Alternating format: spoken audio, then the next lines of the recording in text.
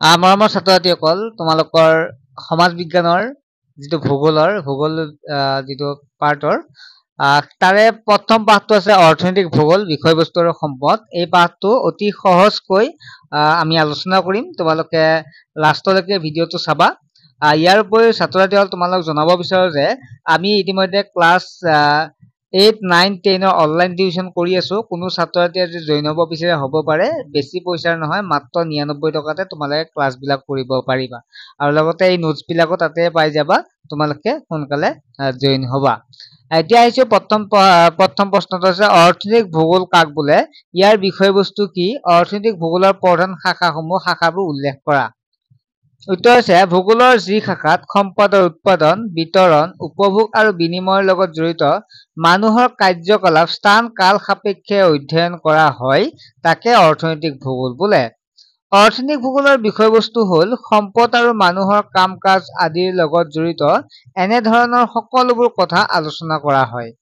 অৰ্থনৈতিক ভূগোলৰ প্ৰধান শাখাসমূহ হ'ল, প্ৰথমটো হৈছে কৃষি ভূগোল। অৰ্থনৈতিক ভূগোলৰ এটি প্ৰধান শাখা। কৃষি ভূগোল হৈছে অৰ্থনৈতিক ভূগোলৰ এটি প্ৰধান শাখা।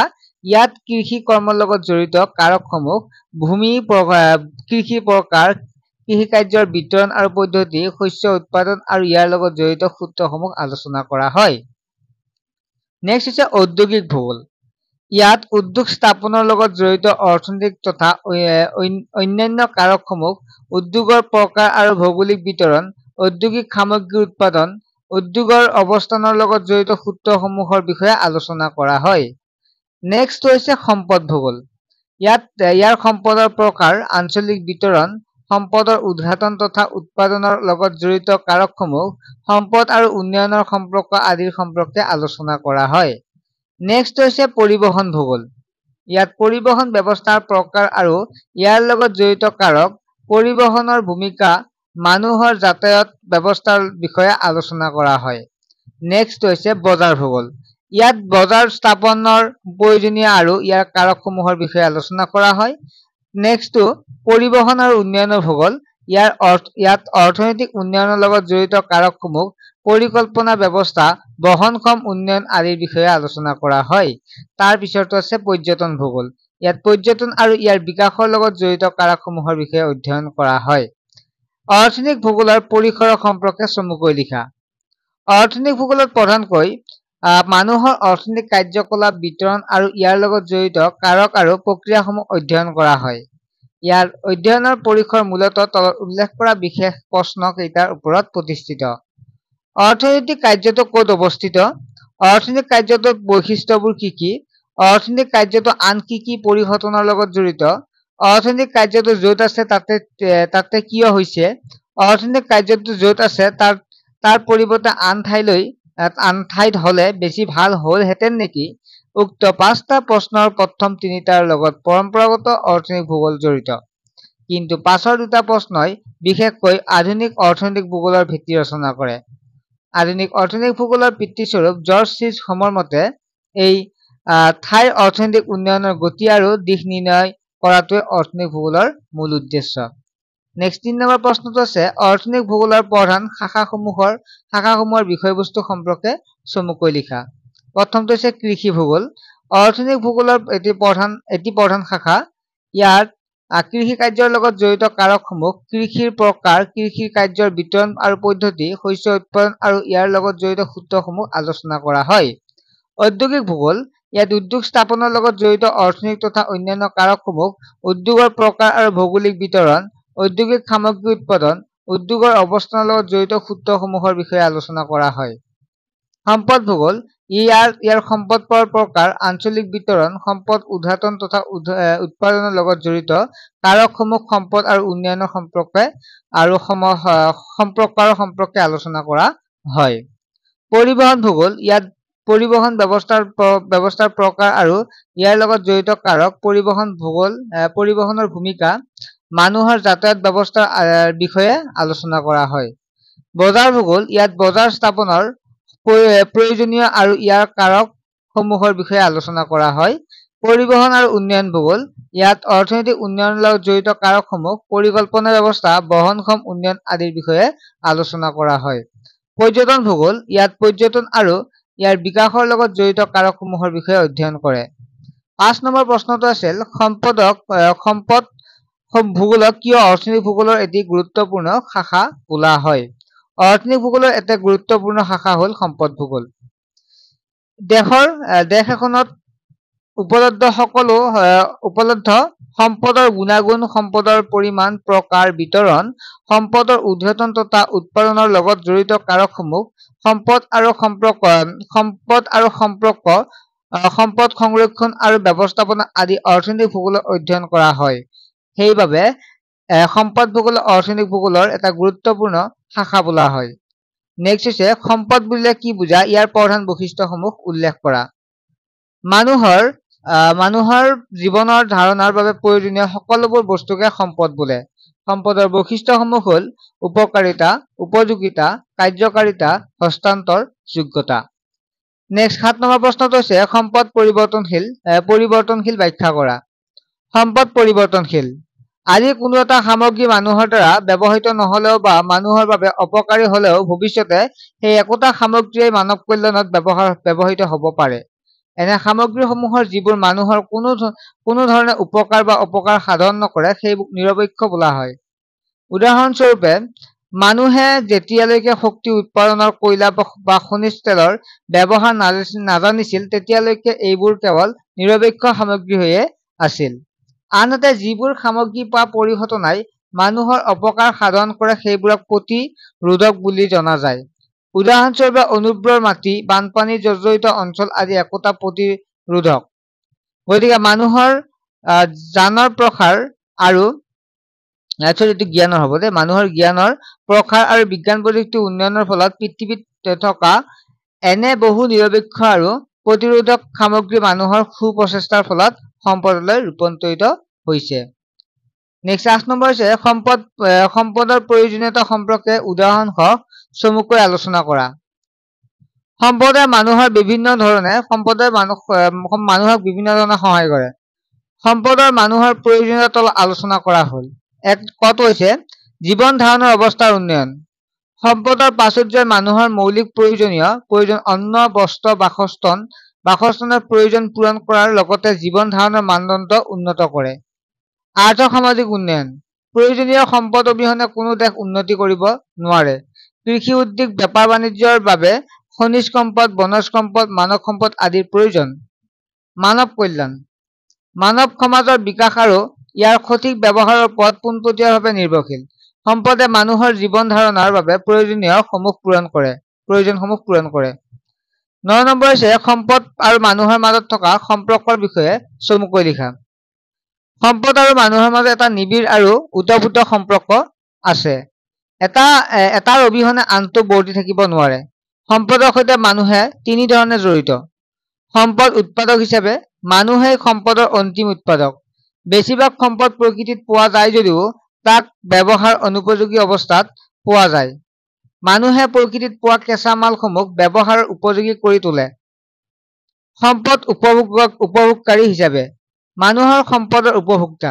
মানুহে কৃষিজাত সামগ্ৰী, কাপোৰ, খনিজ তেল আৰু বিভিন্ন ধৰণৰ মানৱসৃষ্ট সামগ্ৰী ব্যৱহাৰ কৰে। প্ৰাকৃতিক সম্পদ আৰু মানৱসৃষ্ট সম্পদবোৰ কেনেদৰে ব্যৱহাৰ বা বিকাশ হ'ব সেয়া নিৰ্ভৰ কৰে মানুহৰ ওপৰত। মানৱ জ্ঞান আৰু ইয়াৰ প্ৰসাৰৰ ওপৰত সম্পদৰ উন্নয়ন স্তৰ নিৰ্ভৰশীল। সম্পদ আৰু বিজ্ঞান প্ৰযুক্তিৰ মাজত থকা সম্পৰ্ক চমুকৈ আলোচনা কৰা। সম্পদ আৰু বিজ্ঞান প্ৰযুক্তিৰ মাজত পাৰস্পৰিক সম্পৰ্ক আছে। সম্পদৰ উত্তৰণত বিজ্ঞান প্ৰযুক্তিৰ যথেষ্ট অৰিহণা আছে। অৰ্থাৎ সম্পদৰ উদ্ঘাটন আৰু সম্পদৰ সঠিক ব্যৱহাৰৰ বাবে বিজ্ঞান প্ৰযুক্তিৰ প্ৰয়োজন। এই দুয়োটা পাৰস্পৰিক সম্পৰ্ক তলত উল্লেখ কৰা হ'ল। প্ৰথমটো হৈছে সম্পদৰ আৱিষ্কাৰ। সম্পদৰ আৱিষ্কাৰ মূলতঃ হ'ল বিজ্ঞান। প্ৰায় সকলোবোৰ সম্পদৰ আৱিষ্কাৰৰ ক্ষেত্ৰত বিজ্ঞানে আমাক সক্ষম কৰি তুলিছে। নিষ্ক্ৰিয় সামগ্ৰী ৰূপান্তৰ। বিজ্ঞান আৰু প্ৰযুক্তিৰ উন্নয়নৰ বাবে মানুহৰ কৌশল আৰু শ্ৰম ব্যৱহাৰ কৰি পৃথিৱীত নিষ্ক্ৰিয় সামগ্ৰী আৰু প্ৰতিৰোধক সম্পদলৈ ৰূপান্তৰিত কৰিব পাৰিছে। সম্পদৰ উচিত ব্যৱহাৰ। বিজ্ঞান আৰু প্ৰযুক্তিবিদ্যাৰ দ্বাৰা সম্পদক নতুন ৰূপত লৈ যোৱাত সহায় কৰিছে। সম্পদৰ নতুন ব্যৱহাৰ উদ্ভাৱন কৰি এই সম্পদসমূহ উপযোগী কৰি তুলিছে। উদাহৰণসহ সম্পদৰ শ্ৰেণীবিভাজন সম্পৰ্কে লিখা। সম্পদৰ শ্ৰেণী বিভাজন প্ৰথমটো হৈছে প্ৰাকৃতিক সম্পদ যিবোৰ সম্পদ যেনে সূৰ্য ৰশ্মি বায়ু পানী পলস গছ-গছনি জীৱ-জন্তু খনিজ পদাৰ্থ নদ নদী আদি প্ৰাকৃতিকভাৱে সৃষ্টি হৈ প্ৰকৃতিত বিয়পি থাকে তেনে সম্পদকে প্ৰাকৃতিক সম্পদ বোলে মানৱ সৃষ্ট সম্পদ মানুহে বিজ্ঞান আৰু প্ৰযুক্তিবিদ্যাৰ ব্যৱহাৰ কৰি প্ৰাকৃতিক সম্পদৰ পৰা উৎপাদন কৰা বিভিন্ন সম্পদক মানৱ সৃষ্ট সম্পদ বোলে নৱীকৰণযোগ্য সম্পদ যিবোৰ সম্পদ অনবৰত ব্যৱহাৰ কৰি থকাৰ পিছতো এইবোৰ নিশেষ হৈ নাযায় তাকে নৱীকৰণযোগ্য সম্পদ বোলে অনৱীকৰণযোগ্য সম্পদ যিবোৰ সম্পদ এবাৰ ব্যৱহাৰ কৰিলে পুনৰাই ব্যৱহাৰ কৰিব নোৱাৰে তাকে অনৱীকৰণযোগ্য সম্পদ বোলে আন্তৰ্জাতিক সম্পদ সকলো দেশৰ জাতীয় সম্পদ আৰু সমগ্ৰ বিশ্বৰ অধীনত থকা সম্পদবোৰক আন্তৰ্জাতিক সম্পদ বোলে 12 নম্বৰ প্ৰশ্নটো আছে প্ৰাকৃতিক সম্পদ বুলিলে কি বুজা উদাহৰণ খ চমুকৈ লিখা যিবোৰ সম্পদ প্ৰকৃতিৰ পৰা পোৱা যায় তাকে প্ৰাকৃতিক সম্পদ বোলে উদাহৰণ গছ-গছনি বায়ু পানী জীৱ-জন্তু আদি 13 নম্বৰটো হৈছে মানৱ সৃষ্ট সম্পদ কি উদাহৰণ খ ইয়াৰ ব্যৱহাৰ বিষয়ে সম্পৰ্কে চমুকৈ লিখা মানুহে বিজ্ঞান আৰু প্ৰযুক্তিবিদ্যাৰ ব্যৱহাৰ কৰি প্ৰাকৃতিক সম্পদৰ পৰা উৎপাদন আৰু বিভিন্ন সম্পদক মানৱ সৃষ্ট সম্পদ বোলে উদাহৰণস্বৰূপে বাঁহৰ পৰা কাগজ কপাহৰ পৰা কাপোৰ খনিজ তেলৰ পৰা নানান ধৰণৰ ৰং নেপথা কৃত্ৰিম কাপোৰ ৰাসায়নিক সাৰ কীটনাশক দ্ৰব্য সাবুন প্লাষ্টিক কৃত্ৰিম ৰবৰ আদি 14 নম্বৰ প্ৰশ্নটো আছে নৱীকৰণযোগ্য আৰু অনৱীকৰণযোগ্য সম্পদৰ মাজত পাৰ্থক্য কি উদাহৰণ ক চমুকৈ আলোচনা কৰা উত্তৰটো হৈছে নৱীকৰণযোগ্য সম্পদ যিবোৰ সম্পদ মানুহে এবাৰ ব্যৱহাৰ কৰাৰ পিছতো পুনৰ ব্যৱহাৰ কৰিব পাৰি তেনে সম্পদকে নৱীকৰণযোগ্য সম্পদ বোলে উদাহৰণস্বৰূপে বায়ু পানী বতাহ আদি অনৱীকৰণযোগ্য সম্পদ যিবোৰ সম্পদ মানুহে এবাৰ ব্যৱহাৰ কৰাৰ পিছত পুনৰাই ব্যৱহাৰ কৰিব নোৱাৰি তাকে অনৱীকৰণযোগ্য সম্পদ বোলে উদাহৰণস্বৰূপে কয়লা পেট্ৰলিয়াম প্ৰাকৃতিক গেছ নেক্সট হৈছে সম্পদ সংৰক্ষণ বুলিলে কি বুজা ইয়াৰ প্ৰয়োজনীয়তা কি সাধাৰণতে কোনো ধৰণৰ বিনাশ আৰু অপব্যৱহাৰ নোহোৱালৈকে সম্পদৰ সম্ভাৱ্য পুনৰ ব্যৱহাৰ কৰা কাৰ্য বা ধাৰণাকে সম্পদ সংৰক্ষণ বোলে সম্পদ সংৰক্ষণৰ প্ৰয়োজনীয়তা কাৰক কেইটা তল আলোচনা কৰা হ'ল প্ৰথমটো হৈছে সীমিত সম্পদ প্ৰকৃতিয়ে যোগান ধৰা সম্পদ বিতৰণৰ অসমান আৰু ইয়াৰ যোগান সীমিত পৃথিৱীৰ কোনো দেশতেই সম্পদ উপলব্ধ নহয় সেয়েহে দেশখনত উপলব্ধ সম্পদখিনি ব্যৱহাৰ আৰু সংৰক্ষণ কৰিব লাগে বৰ্ধিত সম্পদ জনসংখ্যা বৃদ্ধিৰ লগে লগে বিভিন্ন সম্পদৰ প্ৰয়োজনীয়তা বাঢ়িছে লগতে ইয়াৰ ব্যৱহাৰো বৃদ্ধি পাইছে নেক্সট হৈছে বিপন্ন প্ৰজাতিৰ সংৰক্ষণ বিভিন্ন সম্পদৰ অনুপযুক্ত ব্যৱহাৰ আৰু পৰিৱেশৰ প্ৰদূষণৰ বাবে বিভিন্ন উদ্ভিদ আৰু প্ৰাণী বিপন্ন আৰু বিলুপ্ত হৈ পৰিছে প্ৰদূষণ নিয়ন্ত্ৰণ সম্পদৰ নিষ্কাশন আৰু সংসাধনৰ ফলত পৰিৱেশ যথেষ্ট পৰিমাণে প্ৰদূষিত হৈছে কিছু ক্ষেত্ৰত পৰিৱেশ প্ৰদূষণ ৰোধ কৰাৰ উপায় হ'ব পাৰে সম্পদ সংৰক্ষণ 17 নম্বৰ আছে সম্পদ সংৰক্ষণৰ লগত জড়িত সংস্থা আৰু ইয়াৰ ভূমিকা সম্পৰ্কে চমুকৈ লিখা সমগ্ৰ বিশ্বতে বিভিন্ন পৰ্যায়ত পৰিৱেশৰ সুৰক্ষা আৰু প্ৰাকৃতিক সম্পদ সংৰক্ষণৰ ব্যৱস্থা গ্ৰহণ কৰি থকা হৈছে এনে কাৰ্য সম্পাদনৰ বাবে আন্তঃৰাষ্ট্ৰীয় ৰাষ্ট্ৰীয় আঞ্চলিক আৰু স্থানীয় পৰ্যায়ত বহু চৰকাৰী বেচৰকাৰী সংস্থা আৰু সংগঠনৰ জন্ম হৈছে এই ক্ষেত্ৰত ৰাষ্ট্ৰসংঘৰ অন্তৰ্গত আন্তঃৰাষ্ট্ৰীয় পৰিৱেশ সংৰক্ষণ চমুকৈ IUCN বিশেষভাৱে উল্লেখযোগ্য 1948 চনতে ইউনেস্কো অৰ্থাৎ ৰাষ্ট্ৰসংঘৰ শৈক্ষিক বৈজ্ঞানিক আৰু সাংস্কৃতিক সংস্থাৰ প্ৰথম সঞ্চালক প্ৰধান জুলিয়াম হাক্সলেৰ প্ৰচেষ্টাত ফ্ৰান্সত IUCN প্ৰতিষ্ঠিত হৈছিল এই সংস্থাৰ মূল উদ্দেশ্য আছিল সমগ্ৰ বিশ্বৰ এইটো ফ্ৰান্সত হ'ব এইটো লিখিব নালাগে হা সমগ্ৰ বিশ্বতে প্ৰাকৃতিক পৰিৱেশ আৰু প্ৰাকৃতিক সম্পদ সংৰক্ষণ তথা জৈৱ বৈচিত্ৰ্য সম্পৰ্কে অধ্যয়ন গৱেষণা আৰু প্ৰয়োজনীয় ব্যৱস্থা গ্ৰহণ কৰা IUCNৰ নেতৃত্বত WWF আৰু বিশ্ব সংৰক্ষণ নিৰীক্ষণ কেন্দ্ৰ স্থাপিত হৈছিল এই বিশেষ জীৱ-জন্তু আৰু উদ্ভিদ শ্ৰেণী তথা সামগ্ৰিক প্ৰাকৃতিক পৰিৱেশৰ সংৰক্ষণৰ বাবে এটা সংগঠন সমূহে কাম কৰি আহিছে চমুকৈ লিখা সম্পদৰ বিষয়ে লিখিবা মানুহৰ জীৱন ধাৰণৰ বাবে প্ৰয়োজনীয় সকলোবোৰ বস্তুকে সম্পদ বোলে পৃথিৱীৰ বুকুত থকা বায়ু পানী সূৰ্য ৰশ্মি মাটি গছ-গছনি ফল-মূল খনিজ পদাৰ্থ আদি আটাইবোৰেই মানুহৰ বাবে লাগতিয়াল সেয়েহে এইবোৰ সম্পদ এই সম্পদসমূহ মানুহৰ প্ৰদানকৰ প্ৰকৃতিৰ বুকুৰ পৰা বিভিন্ন উপায়েৰে আহৰণ কৰে। প্ৰাকৃতিক সম্পদ লাভ কৰা এই সম্পদবোৰ মানুহে নিজৰ শক্তি, বিদ্যা, বুদ্ধি আৰু কৌশল প্ৰয়োগ কৰি ব্যৱহাৰ কৰে। মানুহে সম্পদৰ লগত দুই ধৰণে জড়িত, সম্পদৰ উৎপাদক হিচাপে আৰু সম্পদৰ উপভোক্তা হিচাপে। মানুহৰ প্ৰয়োজনীয় বহু সম্পদ যদিও প্ৰকৃতিয়ে যোগান ধৰে, ইয়াৰ বেছিভাগ মানুহে প্ৰয়োজনীয় অনুসৰি ব্যৱহাৰ উপযোগী কৰি লয়। তদুপৰি প্ৰাকৃতিক তথা সামগ্ৰীবোৰৰ কাৰ্যকাৰিতা আৰু উপকাৰিতা সম্পৰ্কীয় গুণাগুণবোৰ মানুহৰ জ্ঞানৰ জৰিয়তে উদ্ঘাটন কৰা হয়। নেক্সট হৈছে মানৱ সম্পদ। প্ৰাকৃতিক সম্পদসমূহক ব্যৱহাৰ উপযোগী কৰিবলৈ মানুহৰ কাৰ্যক্ষমতা, শিক্ষা, প্ৰযুক্তি আৰু আগ্ৰহৰ প্ৰয়োজন হয়। এনেবোৰ গুণ থকাৰ বাবে মানুহকো সম্পদত অন্তৰ্ভুক্ত কৰি মানৱ সম্পদৰ আখ্যা দিয়া হৈছে। দৰাচলতে মানুহেই সম্পদৰ সৃষ্টিকৰ্তা। মানৱ সম্পদৰ দ্ৰুত বিকাশৰ বাবে জাপান, ছুইজাৰলেণ্ড, টাইৱান, দক্ষিণ কোৰিয়া আদি দেশবোৰ প্ৰয়োজনীয় বহু প্ৰাকৃতিক সম্পদ তথা উদ্যোগৰ বাবে প্ৰয়োজনীয় নিজা কেঁচা সামগ্ৰীৰ অভাৱতো আজি পৃথিৱীত একোখন অগ্ৰণী আৰু সমৃদ্ধশালী দেশ হিচাপে পৰিণত হৈছে। সম্পত্তি, যিবোৰ সামগ্ৰীৰ বিনিময় মূল্য আছে সেইবোৰকে সম্পত্তি বোলে। ব্যৱহাৰ উপযোগী হোৱা উপৰিও সম্পত্তিৰ যোগান তুলনামূলকভাৱে সীমিত আৰু ইয়াক এজনৰ পৰা আন এজনলৈ মূল্যৰ জৰিয়তে হস্তান্তৰ কৰিব পাৰি। ভূমি, ঘৰ-দুৱাৰ, যন্ত্ৰপাতি, কোম্পানী, অংশ আদি সকলোবোৰ সম্পত্তি। ইয়াৰ বজাৰ মূল্য আছে। নৱীকৰণযোগ্য সম্পদ, যিবোৰ সম্পদ এবাৰ অনবৰতে ব্যৱহাৰ কৰি থকাৰ পিছতো নৱীকৰণ প্ৰক্ৰিয়াত কেতিয়াও নিঃশেষ হৈ নোযোৱাকৈ ৰাখিব পাৰি, তেনেবোৰ সম্পদকে নৱীকৰণযোগ্য সম্পদ বোলে। উদাহৰণস্বৰূপে সূৰ্যৰশ্মি, বায়ু, গছ-গছনি, মানুহ, শস্য আদি নৱীকৰণযোগ্য সম্পদ। ব্যক্তিগত সম্পদ, মানুহৰ নিজ দখলত বা অধিকাৰত থকা ভূমি, সম্পত্তি আৰু নিজা ভাল গুণ যেনে ভাল চৰিত্ৰ, শিক্ষা, কৰ্মদক্ষতা আদিক ব্যক্তিগত সম্পদ বোলে। জাতীয় সম্পদ, এখন দেশৰ তত্ত্বাৱধানত বা দখলত থকা সকলোবোৰ সম্পদ যেনে ৰাস্তা-ঘাট, ভূমি, নদ-নদী, দলং, অৰণ্যত থকা গছ-গছনি আৰু জীৱ-জন্তু, শিক্ষানুষ্ঠান, প্ৰশাসনিক ব্যৱস্থা, চৰকাৰ আদিক জাতীয় সম্পদ বোলে। জীৱীয় সম্পদ, প্ৰাকৃতিক গঠন অনুসৰি যিবোৰ সম্পদৰ জীৱ থাকে সেইবোৰক জীৱীয় সম্পদ বোলে। উদাহৰণস্বৰূপে উদ্ভিদ, প্ৰাণী, মাছ, শস্য আদি জীৱীয় সম্পদ। সম্পদ সংৰক্ষণ, সাধাৰণতে কোনো ধৰণৰ বিনাশ আৰু অপব্যৱহাৰ নোহোৱাকৈ সম্পদৰ সম্ভাৱ্যপূৰ্ণ ব্যৱহাৰ কৰা কাৰ্যকে সম্পদ সংৰক্ষণ বোলে।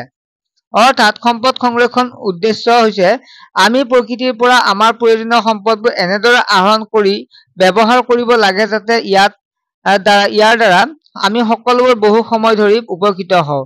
সম্পদ সংৰক্ষণ বুলিলে অৱশ্যে সম্পদ ব্যৱহাৰ নকৰি কেৱল ভৱিষ্যতৰ বাবে সাঁচি ৰখা কাৰ্যকে নুবুজায়। উদাহৰণস্বৰূপে খনিজ তেল সংৰক্ষণ বুলিলে তেল প্ৰকৃতিৰ পৰা কোনো ধৰণৰ অপচয় নোহোৱাকৈ মানৱ কল্যাণৰ সঠিক ৰূপত বহু দিনৰ বাবে ব্যৱহাৰ কৰিব পৰা কাৰ্যক বুজায়। নেক্সট হৈছে সম্পদৰ পুনৰাৱৰ্তন। সীমিত পৰিমাণত থকা কেঁচা সামগ্ৰীৰ ব্যৱহাৰ হ্ৰাস কৰিবলৈ ব্যৱহাৰ উপযোগী বৰ্জিত দ্ৰব্যৰ পুনৰাৱৰ্তন প্ৰক্ৰিয়াৰ যোগেদি পুনৰ ব্যৱহাৰ কৰিব পাৰি। উদাহৰণস্বৰূপে পুৰণি পলিথিন, বেগ, প্লাষ্টিক বটল, কাগজ, লোহাৰ সামগ্ৰী আদি পুনৰাৱৰ্তন প্ৰক্ৰিয়াৰ দ্বাৰা সংৰক্ষণ কৰিব পাৰি। IUCN সম্পূৰ্ণ নামটো হৈছে international union for conservation of nature. 1984 অৰ্থাৎ 1948 চনত ইউনেস্কো অৰ্থাৎ ৰাষ্ট্ৰসংঘৰ শৈক্ষিক, বৈজ্ঞানিক আৰু সাংস্কৃতিক সংস্থাৰ প্ৰথম সঞ্চালক প্ৰধান জুলিয়ান হাক্সলেৰ প্ৰচেষ্টাত IUCN প্ৰতিষ্ঠিত হৈছিল। ইয়াৰ মূল উদ্দেশ্য হৈছে সমগ্ৰ বিশ্বৰ প্ৰাকৃতিক পৰিৱেশ আৰু প্ৰাকৃতিক সম্পদৰ সংৰক্ষণ তথা জৈৱ বৈচিত্ৰ্য সম্পৰ্কে অধ্যয়ন, গৱেষণা আৰু প্ৰয়োজনীয় ব্যৱস্থা গ্ৰহণ কৰা। পাৰ্থক্য লিখা। সম্পদ আৰু সম্পত্তি। সম্পদ, মানুহৰ জীৱনৰ ধাৰণৰ বাবে প্ৰয়োজনীয় সকলোবোৰ বস্তুকে সম্পদ বোলে। উদাহৰণস্বৰূপে বায়ু, পানী, সূৰ্যৰশ্মি, গছ-গছনি, মাটি ইত্যাদি। সম্পত্তি, যিবোৰ সামগ্ৰী বিনিময় মূল্য আছে সেইবোৰকে সম্পত্তি বোলে। উদাহৰণস্বৰূপে ভূমি, ঘৰ-দুৱাৰ, যন্ত্ৰপাতি, কোম্পানীৰ অংশ আদি। অৰ্থনৈতিক আৰু সম্পদ ভূগোল। অৰ্থনৈতিক ভূগোল, ভূগোলৰ যি শাখাত সম্পদৰ উৎপাদন, বিতৰণ, উপভোগ আৰু বিনিময়ৰ লগত জড়িত মানুহৰ কাৰ্যকলাপ স্থান কাল সাপেক্ষে অধ্যয়ন কৰা হয় তাকে অৰ্থনৈতিক ভূগোল বোলে। অৰ্থনৈতিক ভূগোলত সম্পদ আৰু মানুহৰ কাম-কাজ আদিৰ লগত জড়িত এনেধৰণৰ কথা আলোচনা কৰা হয়। সম্পদ ভূগোল অৰ্থনৈতিক ভূগোলৰ এটা প্ৰধান শাখা। ইয়াত সম্পদৰ প্ৰকাৰ, আঞ্চলিক বিতৰণ, সম্পদৰ উদ্ঘাটন তথা উৎপাদনৰ লগত জড়িত কাৰকসমূহ, সম্পদ আৰু উন্নয়নৰ সম্পৰ্ক, সম্পদৰ সংৰক্ষণ আৰু ব্যৱস্থাপনা আদিৰ বিষয়ে আলোচনা কৰা হয়। সম্পদ আৰু নিষ্ক্ৰিয় সামগ্ৰী। সম্পদ মানুহৰ জীৱনৰ ধাৰণৰ বাবে প্ৰয়োজনীয় সকলোবোৰ বস্তুকে সম্পদ বোলে। উদাহৰণস্বৰূপে বায়ু, পানী, সূৰ্যৰ ৰশ্মি, গছ-গছনি, মাটি ইত্যাদি।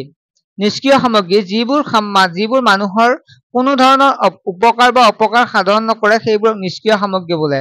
উদাহৰণস্বৰূপে মানুহে যেতিয়ালৈকে শক্তি উৎপাদন, কয়লা বা খনিজ তেলৰ ব্যৱহাৰ নাজানিছিল তেতিয়ালৈকে এইবোৰ নিৰপেক্ষ সামগ্ৰীহে আছিল। জীৱীয় আৰু অজীৱীয়। প্ৰাকৃতিক গঠন অনুসৰি যিবোৰ সম্পদৰ জীৱ থাকে সেইবোৰক জীৱীয় সম্পদ বোলে। উদাহৰণস্বৰূপে উদ্ভিদ, প্ৰাণী, মাছ, শস্য আদি জীৱীয় সম্পদ।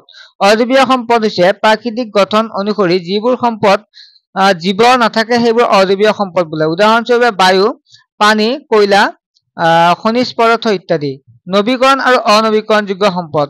নৱীকৰণযোগ্য সম্পদ যিবোৰ সম্পদ মানুহে এবাৰ ব্যৱহাৰ কৰাৰ পিছত পুনৰ ব্যৱহাৰ কৰিব পাৰি তেনেবোৰ সম্পদকে নৱীকৰণযোগ্য সম্পদ বোলে।